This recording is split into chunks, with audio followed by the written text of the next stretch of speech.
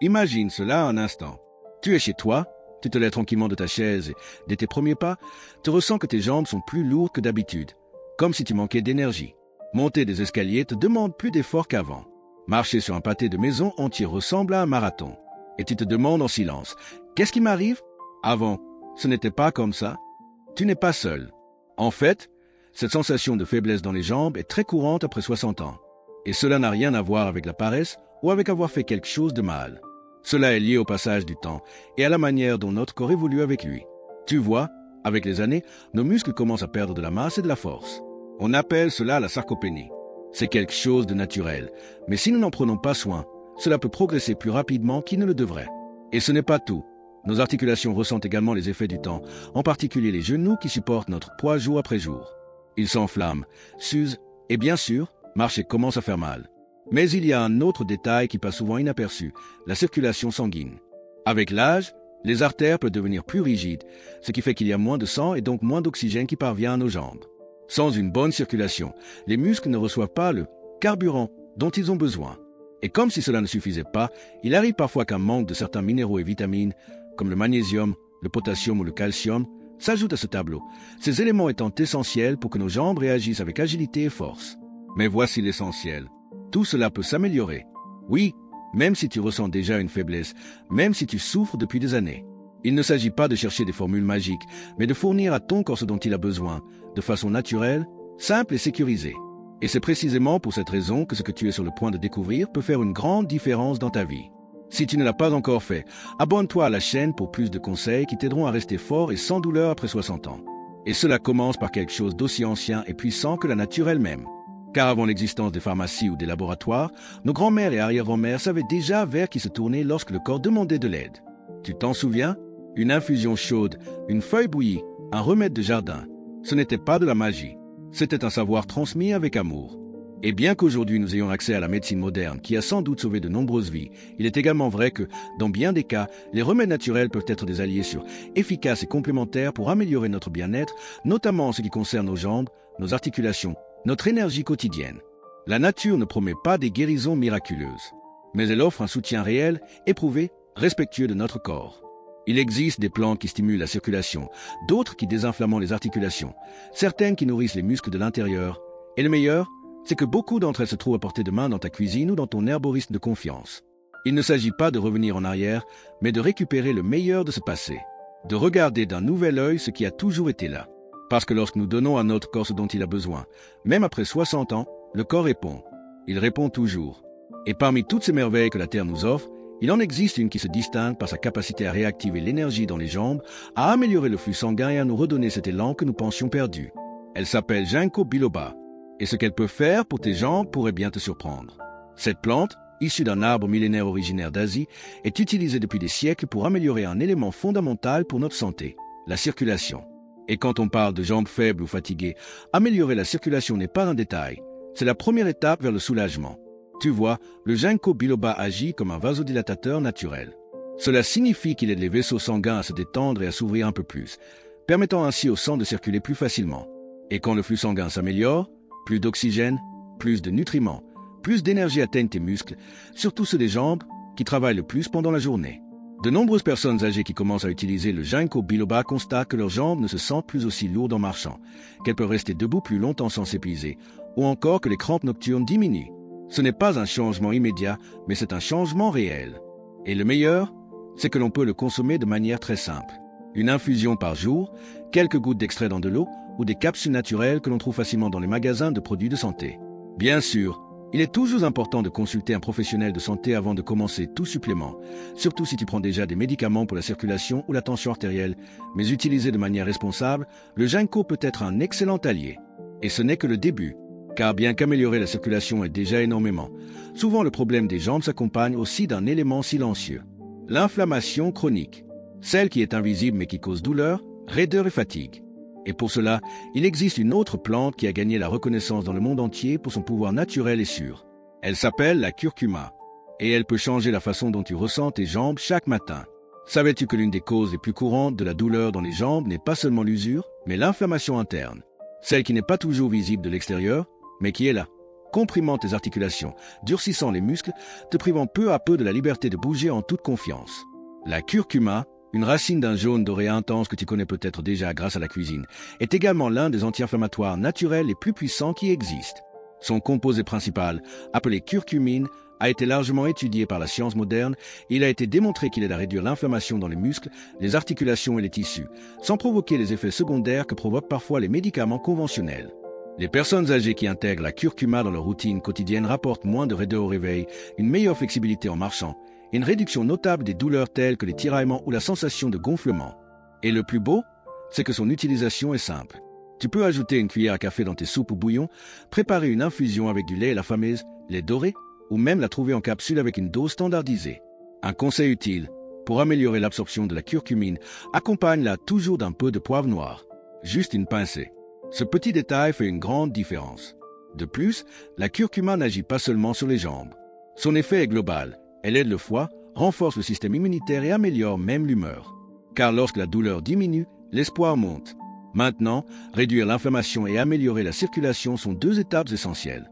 Mais pour que tes jambes retrouvent réellement force, équilibre et endurance, ton corps a besoin de quelque chose de plus. Des nutriments profonds qui nourrissent les muscles de l'intérieur. Des minéraux que, souvent, tu n'absorbes plus comme avant. Et c'est là qu'intervient une plante simple, humble, mais extrêmement riche de ce dont ton corps a besoin. Je te parle de l'ortie verte. Une plante que beaucoup négligent, mais qui peut redonner force et vitalité à tes jambes comme peu d'autres. Peut-être la connais-tu comme cette herbe qui pousse au bord des chemins et qui pique lorsqu'on la touche. Mais derrière cette apparence sauvage, l'ortie recèle un trésor de nutriments dont ton corps, en particulier tes muscles, a urgemment besoin. Savais-tu qu'après 60 ans, il est très courant de souffrir de carences en minéraux tels que le magnésium, le calcium, le fer et le silicium? Sans ces éléments, les muscles s'affaiblissent, les os perdent leur densité, et les jambes commencent à montrer des signes de fatigue, même si tu n'as pas fourni beaucoup d'efforts.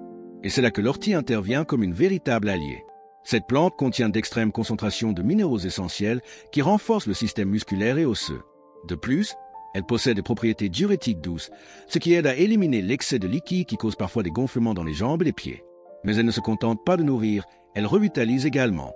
De nombreuses personnes âgées qui commencent à boire régulièrement une infusion d'ortie rapportent une plus grande fermeté en marchant, moins de faiblesse en montant les escaliers, et même une amélioration de leur posture, comme si leur corps se réveillait de l'intérieur. Tu peux la consommer sous forme de thé en infusant les feuilles séchées dans de l'eau chaude ou utiliser un extrait liquide, toujours en suivant les instructions appropriées. Et si tu préfères quelque chose de plus pratique, elle est également disponible en capsule naturelle. Mais souviens-toi, tout ce qui est naturel n'est pas forcément inoffensif. Il est toujours important de consulter un professionnel de la santé si tu as des conditions préexistantes ou si tu prends des médicaments. L'ortie ne promet pas des miracles, mais ce qu'elle offre, c'est une nutrition authentique, de la racine jusqu'aux muscles. C'est comme donner à ton corps les briques nécessaires pour reconstruire sa force de l'intérieur. Et maintenant que tu connais ces trois plantes puissantes, l'une qui améliore la circulation, l'autre qui réduit l'inflammation, et cette dernière qui renforce ton corps sur le plan minéral, il y a quelque chose d'autre dont nous devons parler, quelque chose qui pourrait saboter tous tes efforts sans que tu t'en rendes compte. Car même avec les meilleures plantes du monde, si tu commets certaines erreurs courantes, tu pourrais ne pas voir de résultats, ou pire encore, te faire du mal sans t'en apercevoir. Et c'est quelque chose que je dois te dire avec une totale honnêteté. Beaucoup de personnes, en découvrant les bienfaits du ginkgo, de la curcuma ou de l'ortie, s'enthousiasment et c'est normal. Nous avons l'impression d'avoir enfin trouvé quelque chose de naturel qui peut nous aider. Mais c'est là qu'il faut être particulièrement prudent. Le naturel doit également être utilisé avec connaissance et respect. L'une des erreurs les plus fréquentes est d'attendre des résultats immédiats. Les plantes médicinales ne fonctionnent pas comme une pilule qui engourdit le symptôme. Elles agissent de l'intérieur, en douceur mais en profondeur. Elles nécessitent de la constance. Il ne suffit pas de boire un thé pendant quelques jours pour ensuite abandonner. Le corps a besoin de temps pour réagir, surtout s'il a accumulé des années de tension, d'inflammation ou de faiblesse. Une autre erreur courante est de ne pas bien s'informer sur les doses. Certains pensent, si une cuillère à café est bonne, 2 doivent être meilleures. Mais ce n'est pas ainsi. Même les plantes peuvent avoir des effets secondaires si elles sont consommées en excès. Par exemple, le ginkgo peut interagir avec des médicaments anticoagulants. Un excès de curcuma peut irriter l'estomac et l'ortie, bien que riche en minéraux, peut être trop forte pour certaines personnes ayant des problèmes rénaux. Il est aussi important de ne pas combiner plusieurs plantes sans conseil professionnel. Parfois, nous mélangeons plusieurs infusions sans savoir si elles se potentialisent ou si elles s'annulent, ou s'il y a des risques à les combiner avec les médicaments que nous prenons déjà. Et la dernière erreur, et peut-être la plus silencieuse, est de ne pas croire en soi. Oui, exactement comme tu l'entends. Nous commençons quelque chose, mais au moindre obstacle, nous pensons que cela ne fonctionnera pas, qu'il est déjà trop tard, que rien ne changera. Et cette pensée, celle-là affaiblit plus que n'importe quoi d'autre. C'est pourquoi, la première étape avant de prendre toute plante est de faire confiance au processus, de bien s'informer, de consulter ton médecin si tu es sous traitement, et d'avoir la patience de laisser à ton corps le temps qu'il mérite. Parce que lorsque tu fais les choses correctement, avec respect et constance, les résultats arrivent. Et pour les accélérer encore, il y a quelque chose de plus que tu peux faire, quelque chose qui ne coûte rien, mais qui transforme tout.